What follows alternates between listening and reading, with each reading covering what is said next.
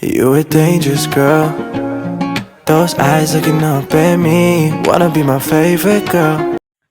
Hi guys, இந்த வீடியோவில் நம்ம என்ன பார்க்க போகிறோம் அப்படின்னு சொல்லி பார்த்திங்கன்னா, நம்ம மறுபடியும் ஊருக்கு வந்திருக்கோம். ஏற்கனவே ஊருக்கு வந்த விலாக் போட்டிருப்போம். அதெல்லாம் நீங்கள் பார்க்கலன்னா மறக்காம போய் பார்த்துட்டு வாங்க. இது திருப்பியும் நம்ம மேரேஜ்க்காக தான் வந்திருக்கோம். ரிட்டன் வீட்டுக்கு போயிட்டு வந்தோம். சரி, ஓகே, மலைக்கறி வாங்குவோம் அப்படின்னு சொல்லிட்டு கடைக்கு வந்திருந்தோம். இதுதான் எங்கள் ஊரோட மார்க்கெட்டு. மார்க்கெட் இப்படி தான் இருக்கும். அங்கங்கே தான் அப்படியே வச்சுட்டு இருப்பாங்க. நம்ம சென்னை மார்க்கெட்டில் இவ்வளோ ஸ்பேஸ் இருந்து பார்த்துருக்கவே மாட்டீங்க. பட் இங்கே பார்த்தீங்களா எவ்வளோ காலியாக இருக்குது. நாங்கள் ஒரு 11 போனனால காலியாக இருந்தது. இவங்க எல்லாமே மீனெல்லாம் வாங்க போகிறது காலையில் 9 மணிக்கெல்லாமே போயிடுவாங்க. எல்லாருமே வாப்பில்லே வாப்பில்லே அப்படின்னு சொல்லி கூப்பிட்டுட்டே இருப்பாங்க. நம்ம மீன் வாங்க போகிறோம். ஸோ அந்த எண்டில் தான் போகணும் அப்படின்னு சொல்லிட்டு நாங்கள் போக ஆரம்பிச்சிட்டோம். எங்கள் பாட்டி எப்போவுமே அங்கே ஒருத்தவங்க கிட்ட தெரிஞ்சவங்க கிட்ட தான் வாங்குவாங்க. ஸோ அவங்கக்கிட்டே போய் வாங்கிட்டு வா அப்படின்னு சொல்லியிருந்தாங்க. அதுக்காக அவங்கள தேடி நாங்கள் போயிட்டுருந்தோம். அவங்க அந்த எண்டில் தான் இருந்தாங்க. அதுக்காக நாங்கள் அந்த இடத்துக்கு போனோம். அந்த இடத்துக்கு போனால் அவங்க வேற ஒருத்தவங்களுக்கு மீன் வெட்டிக்கிட்டு இருந்தாங்க. அதுக்கு முன்னாடி எங்கள் இன்னொரு பாட்டி அவங்களுக்கு இது நெத்திலி வேணும் அப்படின்னு சொல்லியிருந்தாங்க. 50 ரூபாய்க்கு நெத்திலி வாங்கிட்டு வா அப்படின்னு சொல்லியிருந்தாங்க. ஸோ 50 ரூபாய்க்கு அவங்க நெத்திலி எடுத்துகிட்டு இருந்தாங்க. அங்கே இருந்த எல்லாமே 50 ரூபாய்க்கு கொடுத்துட்டு இன்னும் கொஞ்சமும் போட்டிருந்தாங்க. இவ்வளோ மீன் 50 ரூபா அப்படின்ற மாதிரி கொடுத்துருந்தாங்க. எனக்காக ஒரு பக்கம் பயமாக இருக்கும். இவ்வளோ மீன் எப்பிட்றா 50 ரூபாய்க்கு தராங்க? ஒரு வேளை நம்ம 100 கொடுத்தா திருப்பி 50 ரூபா கொடுக்க மாட்டாங்களோ அப்படிலாம் சொல்லி நான் யோசிப்பேன். நீங்களும் அப்போலாம் யோசிப்பீங்களான்னு மறக்காம கமெண்ட்டில் சொல்லுங்கள். இந்த பக்கம் போனால் இந்த ஆண்டி நான் இவங்கக்கிட்டேயுமே நான் 50 ரூபாய்க்கு தான் மீன் கேட்டேன். 50 ரூபாய்க்கு அவங்க போடுறாங்க. 3 துண்டு போட்டாங்க. 3 துண்டு கொடுத்தோடனே எங்களுக்கு வெட்ட தெரியாது, நீங்கள் வெட்டி கொடுங்க அப்படின்ற மாதிரி நான் சொல்லியிருந்தேன். உடனே அவங்க சரி இரு அப்படின்னு சொல்லிட்டு இருக்க சொன்னாங்க. இருக்க சொல்லிட்டு ஒரு பக்கம் கஸ்டமரையும் கவனிச்சுட்டு ஒரு பக்கம் நம்மளையும் கவனிக்கிறதுலாம் ரொம்ப பெரிய விஷயம். அவங்க அதனால எங்களை இருக்க சொல்லிட்டு மீன் வெட்டி தரேன் அப்படின்ட்டு தண்ணியில் போட்டுட்ருந்தாங்க. தண்ணியில் போட்டுட்டு இது மாதிரி 50 ரூபாய்க்கு இவ்வளோ மீன் கிடைக்குமான்ட்டு நீங்கள் கமெண்ட்டில் சொல்லுங்கள். அவங்க வேறங்க மீனே அருவாமனைலாம் இல்லாமல் கையிலேயே வெட்டுறாங்க. அவ்வளோ பெரிய கத்தி வச்சுருக்காங்க. அவங்க 3 ஸ்டேஜஸ் ஆஃப் கத்தி இந்த மாதிரி வச்சுருந்தாங்க. உண்மையாக சொல்லணுன்னா அந்த அந்த கத்தியில் டக்கு டக்கு டக்குன்னு வெட்டிடுற மாதிரி இருக்குது. பக்கத்தில் வர கஸ்டமரையும் கவனிச்சுட்டு எனக்கு கட்டும் பண்ணி கொடுத்துட்டு நல்லா இது பண்ணிகிட்ருந்தாங்க அந்த ஆண்டி. நான் குழந்தையிலேருந்தே ஊருக்கு போய்க்கிட்டுருக்கேன். ஊருக்கு போகும்போது எல்லாமே எங்கள் பாட்டி இவங்கக்கிட்டேருந்து மட்டும்தான் மீனே வாங்குவாங்க. நான் குழந்தையில இருக்கும்போது அந்த ஆண்டிக்கு கருப்பு முடி இருந்துச்சு, வெள்ளை முடி இருந்துச்சு, அவ்வளோதான். அப்போத்துலேருந்து இப்படியே தான் இருக்க மாதிரி இருக்காங்க அந்த ஆண்டி. அவங்க வெட்டுறத பார்க்கும்போதே நான் நின்றுட்டுருந்தேன். அவங்க வெயில் அடிக்குது பிள்ளை, இந்த பக்கம் வா, ஓரமாக நில்லு அப்படின்னு சொல்லி என்னை ஓரமாக நிற்க சொன்னாங்க. வெயிலில் நிற்காத, உடம்பு எதோ ஆகிடும் அப்படின்னு சொல்லி எங்களை நிழலுக்கு போ அப்படின்னு சொன்னாங்க. நான் வேறு ஏன் இந்த பக்கம் நிற்க, நம்ம சென்னையிலலாம் இந்த பக்கம் நிற்காத, அந்த பக்கம் நிற்காத அப்படின்னு சொல்லுவாங்க. அவங்க கடையை நம்ம மறைச்சிடுவோம் அப்படின்றதுக்காக சொல்கிறாங்களோ அப்படின்னு நான் நினச்சேன். அப்போ தான் சொன்னாங்க, மக்கா வெயில் அடிக்குது, அந்த பக்கம் நிற்காத அப்படின்ற மாதிரி சொல்லியிருந்தாங்க. அப்போ தான் நான் யோசித்தேன், பாரு அந்த ஆண்டி நமக்கு எப்படி இதுவாக இருக்காங்க அப்படின்னு சொல்லிட்டு. அவங்க கொஞ்சம் க்ளீன் பண்ணி தராங்க தான். நம்ம வீட்டுக்கு போய் திருப்பி இதை க்ளீன் பண்ணணும் தான். பட் இது மாதிரி கட்லாம் பண்ண முடியாது நம்மளால ரொம்ப. ஸோ அதனால் அவங்க கட் பண்ணோடனே நம்ம ஓரளவுக்கு மேலோட்டமாக க்ளீன் பண்ணால் போதும் அப்படின்ற மாதிரி இருக்க, நமக்கு பிரச்சனை இருக்காது. அதனால நான் ஓரளவுக்கு அவங்க க்ளீன் பண்ணி கொடுத்தோன்னே அதை வாங்கிக்கிட்டு அவங்களுக்கு நாங்கள் காசு கொடுத்தோம். 50 ரூபா. 50 ரூபா மட்டும்தான் வாங்கினாங்க. நீங்கள் நம்ப மாட்டீங்க, இவ்வளோ மீன் 50 ரூபாய்க்கு சென்னையில் கிடைக்குமா அப்படின்றத சொல்லுங்கள், நான் பார்க்குறேன்.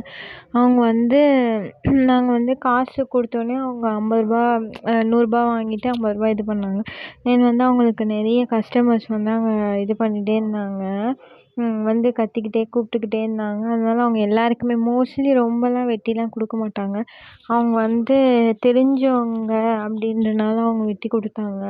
எங்கள் பாட்டி கொஞ்சம் வயசானவங்க. அதனால அவங்களுக்கு ஹெல்ப்பிங்குன்ற மாதிரி தான் இவங்க பண்ணிக்கிட்டு இருக்காங்க. அப்படிலாம் யாரும் பண்ண மாட்டாங்க. மீன் வாங்கிட்டு இந்த சைடு வந்தால் ஃபுல்லாக கருவாடு காய வச்சுருந்தாங்க. அங்கே மீன் மீன் போனதெல்லாம் வச்சு அப்படியே கருவாடு செய்வாங்களே, எப்படி செய்வாங்கன்னு எனக்கு தெரியாது. தென் கொஞ்சம் மலைக்கறி வாங்குவோம் அப்படின்னு சொல்லிட்டு இந்த பக்கம் வந்திருந்தேன். 50 ரூபாய்க்கு கேட்டிருந்தேன். ரூ. 50க்கு கேட்டிருந்தேன். அவங்க எவ்வளோ கொடுத்துருக்காங்கன்னு நான் ஒரு வீடியோவிலே போட்டிருப்பேன். தென் வந்து கொஞ்சம் வெங்காயம் இல்லை அப்படின்னு சொல்லிட்டு வெங்காயம், தக்காளி அது மாதிரி காய்கறிஸ் என்னெல்லாம் இல்லையோ அதெல்லாம் கொஞ்சம் வாங்கியிருந்தோம். நான் வந்து மலைக்கறி வீடியோ ஏற்கனவே போட்டிருப்பேன். ரூ. 50க்கு எவ்வளோ தராங்க, என்ன தராங்க அப்படின்ற மாதிரி போட்டிருந்தேன். நீங்கள் அதை பார்க்கலன்னா போய் பார்த்துட்டு வாங்க. தென் வந்து கொஞ்சம் பயிறு மாதிரி வாங்கணும். அது வந்து நீட்ட பயிறு அப்படின்னு சொல்லுவாங்க. நீட்ட பயிறு என்னென்னா, இதெல்லாம் சென்னையில் இருக்கா என்னன்னு கூட எனக்கு தெரியல. நான் பார்த்தது கூட கிடையாது. இவங்களாம் வந்து ரெகுலராக வந்து இதையே சேல் பண்ணிட்டு தான் இருக்காங்க. இந்த இடத்துலலாம் வந்து பானை இங்கே மோஸ்ட்லி சட்டியிலலாம் தான் சமைப்பாங்க. அதனால சட்டியே ஒரு கடையாக அப்படியே போட்டு விற்றுட்ருக்காங்க. இங்கே எல்லாரையும் பார்த்திங்கன்னா ரொம்ப வயசானவங்கள மாதிரி தான் இருப்பாங்க. வயசானவங்க தான் வந்து அவங்க வீட்டில் விளையிறத எடுத்துகிட்டு வந்து இங்கே விற்றுக்கிட்டு இருக்காங்களே தவிர்த்து இதை வந்து அவங்க வாங்கி ஒன்றும் சேல் பண்ணல. எல்லாமே அவங்க வீட்டில் விளையிறது மட்டும்தான். நாங்கள் வரும்போதே ஒரு பாட்டி எங்களை கூப்பிட்டாங்க, வாமாக்கா வாமாக்கான்னு சொல்லிட்டு. அவங்கக்கிட்டே போயிட்டு அந்த நீட்ட பயிறு வாங்கினோம். நீட்ட பயிறு வாங்கும்போது அவங்க என்ன சொன்னாங்கன்னா, இது மாதிரி வந்து என்கிட்ட வந்து கொஞ்சம் நெல்லிக்காய் இருக்குது, அந்த நெல்லிக்காய் வந்து கொண்டு போறியா அப்படின்ற மாதிரி சொல்லியிருந்தாங்க. உடனே சரி ஓகே அப்படின்னு சொல்லிட்டு திருப்பி நாங்கள் போனதுக்கப்புறம் எங்களை கூப்பிட்டு நெல்லிக்காய் கொடுத்தாங்க. அது எப்படி செய்யணும்னு அவங்கக்கிட்டயே நான் கேட்டுக்கிட்டேன். ஏன்னா வந்து செய்ய முடிஞ்சால் தான் நம்ம வாங்க முடியும். செய்ய முடியாமல் அதை வாங்கிட்டு போய் நம்ம வேஸ்ட்டாக கீழே போடக்கூடாது. அது ரொம்ப தப்பான விஷயம்.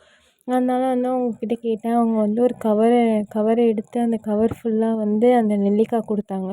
அந்த நெல்லிக்காய் அத்தனையுமே வந்து அவங்க ஃப்ரீயாக தான் கொடுத்தாங்க. எந்த காசுக்குமே கொடுக்கல. சென்னையில் வந்து ஒரு பொருள் வந்து மீதமானாலும் இல்லை எக்ஸ்ட்ரா இருந்தாலும் வந்து அதை தூக்கி கீழே போடுவாங்களே தவிர்த்து யாருக்காவது கொடுக்கணும் அப்படின்ற மனசே வராது. ஆனால் இவங்க எங்களுக்கு ஒரு கவர் ஃபுல்லாகவே நெல்லிக்காய் கொடுத்தாங்க.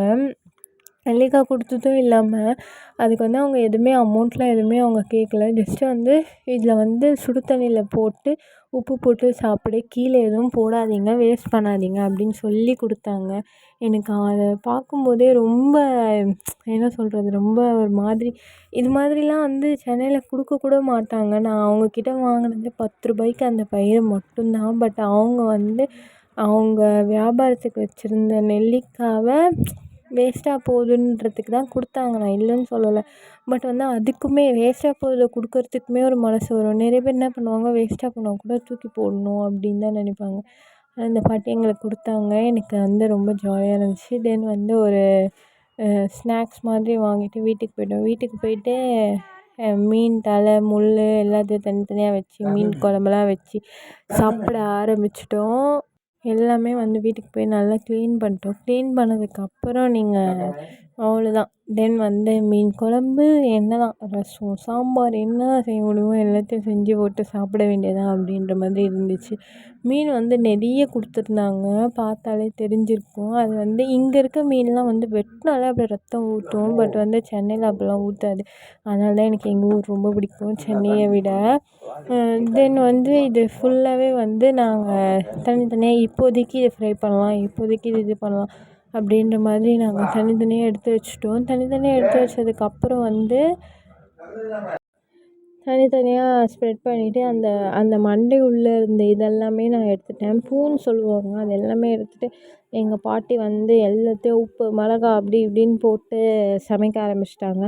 சமையல் வந்து எப்படி சமைக்கிறாங்க அப்படின்னு சொல்லி உங்களுக்கு தெரியணுமா? மறக்காமல் வந்து என்னோடய குக்கிங் சேனலை வந்து நான் வந்து எல்லா குக்கிங் விலாகுமே போடுறேன். நீங்கள் போய் அந்த குக்கிங் சேனலை வந்து சப்ஸ்கிரைப் பண்ணலன்னா சப்ஸ்கிரைப் பண்ணிக்கோங்க. அதில் போய் ஃபிஷ் ஃப்ரைலாம் எப்படி பண்ணுறோம் நாங்கள் அப்படின்றத வந்து மறக்காமல் போய் பாருங்கள். ஓகே காய்ஸ், இதோட வந்து இந்த வீடியோ முடிச்சுக்கலாம்னு நான் நினைக்கிறேன். உங்களுக்கு வந்து இதுதான் எங்கள் ஃபிஷ் பாருங்கள். ஃபிஷ்ஷு, பொரியல், மீன் குழம்பு, பப்படம் எல்லாமே செஞ்சுட்டோம். எல்லாமே செஞ்சு சாப்பிட்டுட்டு இருந்தோம். ஓகே காய்ஸ், வீடியோ பிடிச்சதா மறக்காமல் லைக் பண்ணுங்கள், கமெண்ட் பண்ணுங்கள், ஷேர் பண்ணுங்கள், சப்ஸ்கிரைப் பண்ணுங்கள். இன்னொரு வீடியோஸ் பார்க்கறதுக்கு என்ன சப்ஸ்கிரைப் பண்ணுங்கள்.